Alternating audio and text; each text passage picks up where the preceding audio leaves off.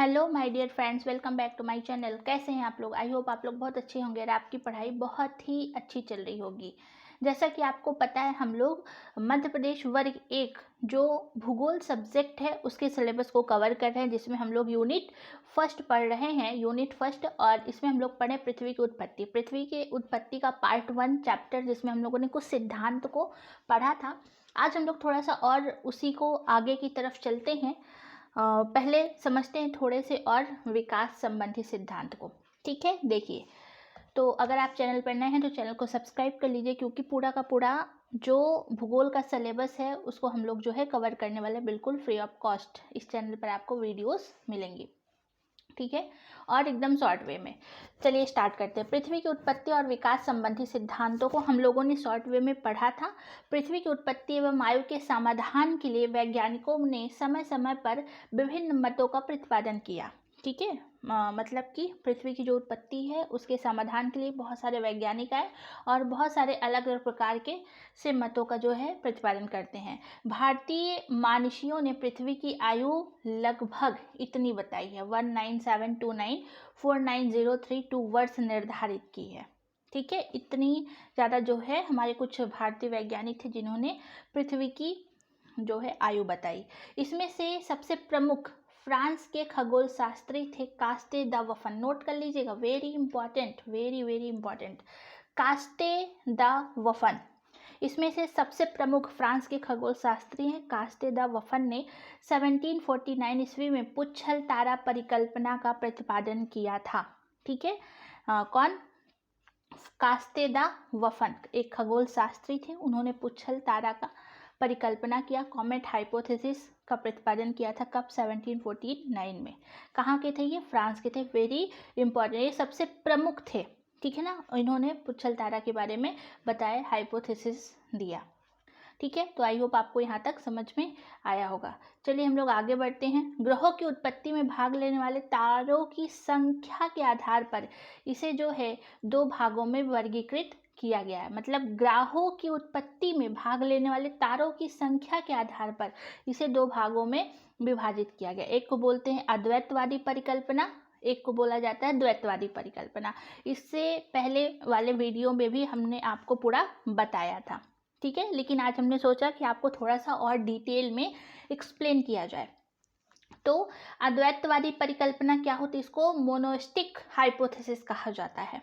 ठीक है, मोनोस्टिक हाइपोथेसिस क्या होती है? इस परिकल्पना के अंतर्गत एक ही तारे से संपूर्ण ग्रहों की उत्पत्ति को स्वीकार किया गया है। इसको पैतृत्व संकल्पना के नाम से जाना जाता है। मतलब एक ही तारे से जब किसी ग्रह की उत्पत्ति होती है, एक ही तारे से पूरे ब्रह्मांड में या ग्रहों की उत्पत्ति हुई है, तो उसको हम अद्वैतवादी परिकल्पना कहेंगे, मोनोस्टिक हाइपोथेसिस कहेंगे।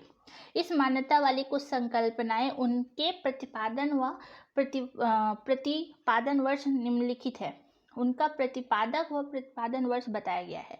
यानी कि जो अद्वैतवादी परिकल्पना है, इसमें कौन कौन सी थ्योरी आएंगी? इसमें मुख्यतः आपको 3 थ्योरीज देखने को मिलेगी, जो केवल एक ही तारों के समूह से ग्रहों की उत्पत्ति हुई है। तो ऐसा जो एक ही तारों के ग्रहों से जो है उत्पत्ति हुई है उसको क्या कहा जाता है? उसको कहा जाता है मोनोस्टिक हाइपोथेसिस। क्या कहते हैं? मोनोस्टिक हाइपोथेसिस या अद्वैतवादी, जिसमें 3 थ्योरीज इसमें शामिल है। Very important.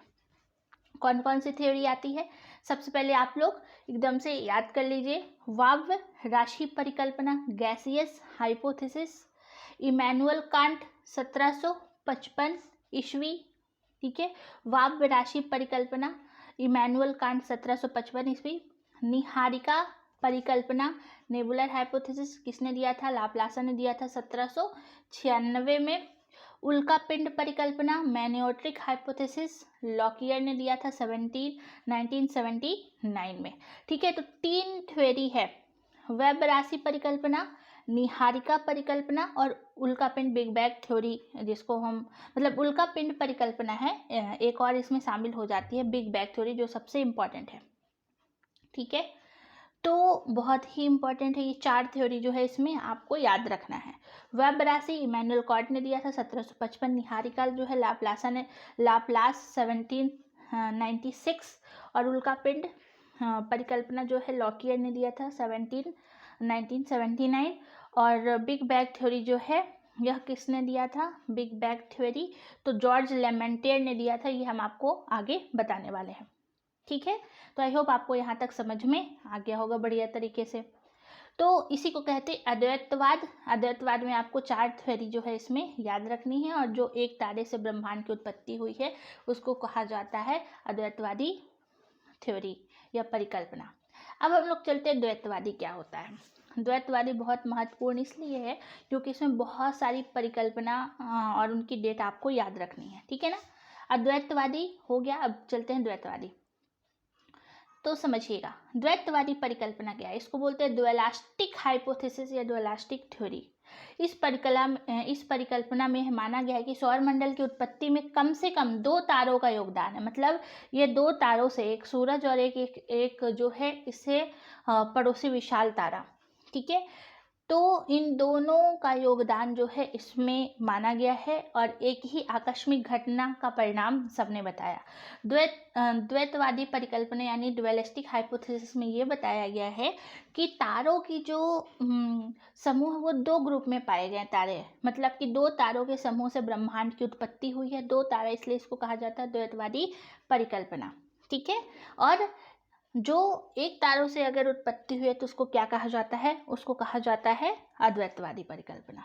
ठीक है, याद रखिएगा अद्वैतवादी द्वैतवादी में समझ आ गया हो आपका। अब द्वैतवादी परिकल्पना यानी ड्यूअलिस्टिक थ्योरी में बहुत सारे सिद्धांत आते हैं जो आपको एकदम से नाम याद रखने हैं। नाम याद करते हुए चलिएगा, इसको नोट कर लीजिएगा, बहुत बहुत इंपॉर्टेंट है। ठीक है, चलिए स्टार्ट करते हैं हम लोग।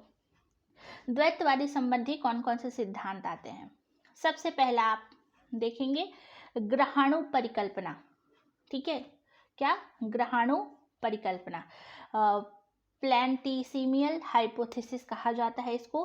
किसने दिया था, टीसी चैम्बरलिन ने दिया था। किसने दिया था, टीसी चैम्बरलिन ने दिया था। कब, 1905 में। 1905 में दिया था टीसी चैम्बरलिन। ग्रहाणु परिकल्पना किसने दिया था, टीसी चैम्बरलिन ने दिया था 1905 में। ज्वारीय परिकल्पना यानी टाइडल हाइपोथेसिस किसने दिया था, जेम्स जीन, वर्ष 1919 में। ज्वारीय परिकल्पना किसने दिया था, जेम्स जीन्स ने दिया था 1919 में। ठीक है, तो ग्रहाणु परिकल्पना किसने दिया, टीसी चैम्बरलिन ने दिया था, 1905 में दिया था।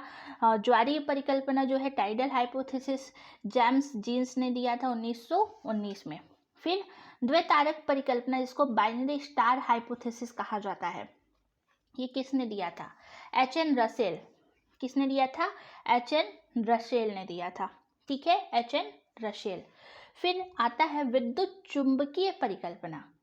विद्युत चुंबकीय परिकल्पना इसको डॉक्टर आल्फ वेन ने दिया। किसने दिया, डॉक्टर आल्फ वेन। ठीक है, तो फिर से याद करिए ग्रहाणु परिकल्पना टीसी चैम्बरलिन 1905, ज्वारी यानी टाइडल हाइपोथेसिस जेम्स, ये ग्रहाणु परिकल्पना, ज्वारी और द्वैतारक परिकल्पना, ये सारी डिटेल हम लोग टॉपिक पढ़े हैं। ठीक है ना, आप उसको देखिएगा, जरूर देखिएगा डिटेल की इसमें क्या बताया गया है।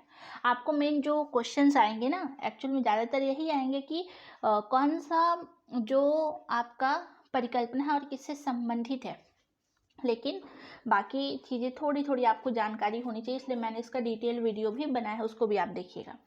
तो ज्वारीय परिकल्पना जेम्स जीन्स ने दिया था 1919 में। द्वैतारक परिकल्पना एच.एन. रसेल ने दिया था। द्वैतारक परिकल्पना एच.एन. रसेल ने दिया था। विद्युत चुंबकीय परिकल्पना किसने दिया था, डॉक्टर आल्फ वेन। क्या नाम है इनका, डॉक्टर आल्फ वेन।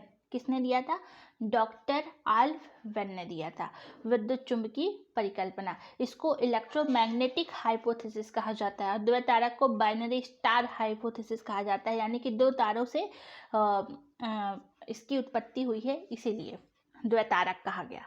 ठीक है, तो विद्युत चुंबकीय डॉक्टर आल्फ वेन। चलिए हम लोग आगे बढ़ते हैं। विखंडन का सिद्धांत, द फिजन थ्योरी, किसने दिया, रॉस। ठीक है, क्या नाम आपको याद रखना, रॉसजन। विखंडन का सिद्धांत किसने दिया, रॉसजन ने दिया था। ठीक है, विखंडन का सिद्धांत जो है किसने दिया था, जन, रोशजन ने दिया था। निहारिका मेघ सिद्धांत, निहारिका मेघ सिद्धांत जो है किसने दिया था? डॉक्टर वॉन वीज सैकर, डॉक्टर वॉन वीज सैकर ने दिया था। कब दिया था? 1944 में, 1944 में इन्होंने दिया था। निहारिका मेघ सिद्धांत जो है डॉक्टर वॉन वीज सैकर ने दिया था 1944 में। कब दिया था? 1944। ठीक है। नव तारा परिकल्पना यानी सुपरनोवा हाइपोथेसिस, सुपरनोवा हाइपोथेसिस जो है प्रोफेसर फ्रेड होयल तथा लीटी लटन, सुपरनोवा हाइपोथेसिस बहुत इंपॉर्टेंट, नव तारा परिकल्पना बहुत बहुत महत्वपूर्ण है। प्रोफेसर फ्रेड होयल तथा लिली लटन ने दिया था। कब दिया था? 1939 में। कब? 1939। ठीक है। तो विखंडन का सिद्धांत रोशजन ने दिया। निहारिका मेघ सिद्धांत डॉक्टर वॉन वीज सैकर ने दिया था। नवतारा सिद्धांत प्रोफेसर फ्रेड हॉयल तथा लिली लटन ने दिया था। आंतर तारक धूर परिकल्पना जो है ऑटो स्मिथ ने दिया था। कब? 1943। कब दिया था? 1943 में दिया था। ठीक है, याद रखिएगा। फिर बात करते हैं सीफर्ड सिद्धांत, इसको सीफर्ड थ्योरी कहा जाता है, जो कि किसने दिया था? एनसी बनर्जी। किसने दिया था? एनसी बनर्जी ने दिया था। कब? 1942। चलिए फिर से देखते हैं हम लोग एक बार। ग्रहाणु परिकल्पना किसने दिया? TC Chamberlain. ज्वारी परिकल्पना जेम्स जीन्स। द्वैतारक परिकल्पना एच एन रसेल। विद्युत चुंबकीय परिकल्पना डॉक्टर एफ वेन। विखंडन का सिद्धांत किसने दिया था? रोशजन ने दिया था। निहारिका मेघ सिद्धांत किसने दिया था? डॉक्टर वॉन वीज सैकर ने दिया था। कब? 1944 में, 1944 में। नेबुलर क्लाउड थ्योरी इसको कहा जाता है। ठीक है, नेबुलर क्लाउड थ्योरी कहते हैं। फिर है नव तारा सिद्धांत प्रोफेसर फ्रेड होयल तथा लिली लटन, प्रोफेसर फ्रेड होयल तथा लिली लटन ने दिया था। कब? 1939 में। ठीक है।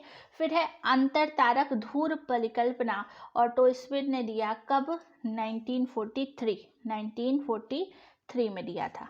सीफर्ड सिद्धांत, सीफर्ड सिद्धांत कब दिया गया? एनसी बनर्जी, एनसी बनर्जी ने दिया। कब? 1942 में, 1942 में। सीफर्ड थ्योरी कब दी गई? एनसी बनर्जी ने दिया 1942 में। ठीक है। तो अंतरतालक धूल परिकल्पना ऑटो स्मिथ ने दिया था। कब दिया था? 1943। ये नवतारा और अंतरतारक ये जितने भी हैं ये भी आपको बहुत जल्दी जो है वीडियो मिलेंगे। ठीक है। इसको थोड़ी डिटेल के साथ हम लोग पढ़ें क्योंकि महत्वपूर्ण है। सीफर्ड सिद्धांत एनसी बनर्जी 1942। ओके। अब चलिए आगे हम लोग बढ़ते हैं। घूर्णन एवं ज्वारीय परिकल्पना, घूर्णन एवं ज्वारीय परिकल्पना किसने दिया था? रोशजन। ठीक है, रोशजन ने ही घूर्णन और ज्वारीय परिकल्पना दिया था और एक विखंडन का सिद्धांत भी इन्होंने ही दिया था। दोनों थ्योरी जो है रोशजन ने ही दिया। तो यहाँ पे रोटेशनल एंड टाइडल हाइपोथेसिस जो है रोशजन ने दिया था। बृहस्पति सूर्य द्वैतारक परिकल्पना, बृहस्पति सूर्य द्वैतारक परिकल्पना जुपिटर सन बाइनरी सिस्टम हाइपोथेसिस ये किसने दिया था? E.M. ड्रोवोसेवेस्की वर्ष 1947 में दिया। कब दिया? 1947 में दिया। ठीक है। तो सीपेट थ्योरी एनसी बनर्जी 1942, घूर्णन और ज्वारीय परिकल्पना रोशजन ने दिया। बृहस्पति सूर्य द्वैतारक परिकल्पना ये उतनी इम्पोर्टेंट नहीं है, लेकिन बस आपको इनके साइंटिस्ट के नाम याद करने हैं कि किसने दिया था। ठीक है। तो द्वैतारक परिकल्पना बृहस्पति सूर्य द्वैतारक परिकल्पना जो है E.M. ड्रोवोसेवेस्की ने दिया था। कब? 1947 में। ठीक है। इतनी थ्योरीज जो है आपको अच्छी तरीके से याद करनी है, मतलब अच्छे तरीके से कवर करना है। द्वैतारकवादी परिकल्पना, द्वैतवादी परिकल्पना, तो ये हम लोगों ने जितनी भी द्वैतवादी परिकल्पना संबंधी सिद्धांत है ये पूरी लिस्ट हमने करा दी है। ये कुछ इससे पहले भी मैंने कराया है एक बार, लेकिन कुछ जो छूट गए थे तो मैंने सोचा एक बार इसको दोबारा करा दिया जाए। ठीक है। इसको नोट कर लीजिएगा अच्छे से, बहुत बहुत बहुत ही इम्पोर्टेंट है और एकदम से याद कर लीजिएगा। इसमें जो सबसे ज़्यादा इम्पोर्टेंट है ग्रहाणु परिकल्पना, ज्वारीय परिकल्पना, द्वैतारक परिकल्पना, नवतारा परिकल्पना, ठीक है ना, अंतर तारक धूर परिकल्पना, ये सब ना बहुत इम्पॉर्टेंट है इसमें से। तो इनकी डिटेल्ड वीडियो भी डली हुई हैं, आप उसको देखिएगा, ठीक है। और कुछ एक दो नहीं है तो वो मिल जाएंगे, अदरवाइज बाकी सबको आपको ये नाम बस याद करना है। ये एक तरफ आपको परिकल्पना और एक तरफ साइंटिस्ट के नाम, ठीक है। तो आई होप आपको ये समझ में आया होगा। उसके बाद हम लोग जो है ना, जो कवर कर रहे थे, जैसे कि हम लोगों ने कुछ थ्योरी देखी थी, उसके बाद हम लोग देखेंगे एच रसेल का द्योतक सिद्धांत, जो कि आपको नेक्स्ट वीडियो में देखने को मिलेगा, ठीक है। एच रसेल का द्योतक, कुछ जो सिद्धांत वो हो चुके थे, कुछ बचे हुए हैं, तो ये वीडियो काफ़ी लंबी हो जाएगी, इसलिए हम लोग उसको नेक्स्ट वीडियो में देखेंगे, ठीक है। तो मिलते हैं नेक्स्ट वीडियो में। अगर आपको ये पसंद आया हो तो लाइक शेयर सब्सक्राइब जरूर करिएगा, और आपको इसका PDF चाहिए तो हमारा जो टेलीग्राम चैनल है उसको ज्वाइन करिए, आपको ये PDF जरूर मिलेगा। तो मिलते हैं फिर। Thank you so much. जय हिंद।